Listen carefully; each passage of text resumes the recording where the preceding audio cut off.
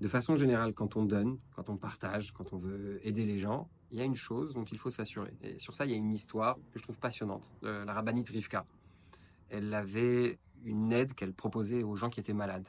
Elle leur envoyait des fruits secs, c'était un peu les bonbons de l'époque, il y a environ une centaine d'années. Un jour, il y a sa petite fille qui lui dit: j'ai été chez une maison de l'un des pseudo-malades, et en fait, il est pas du tout malade.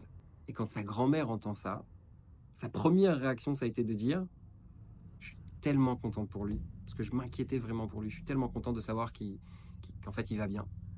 Et imaginez-vous à sa place. La première réaction qu'on aurait eue, ce serait de dire: ah, vraiment, il nous a eu. Et après, on dit: bon, l'essentiel, c'est qu'il aille mieux.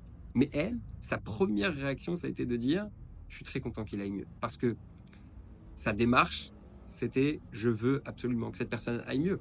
Et tant que c'est le cas, peu importe l'effort, peu importe le fait que cette personne m'a trompé, l'essentiel, l'objectif de la démarche d'une personne qui veut faire du bien, c'est que la personne aille mieux, et pas de soulager sa conscience en se disant: j'ai fait du bien, je me sens être tellement une bonne personne.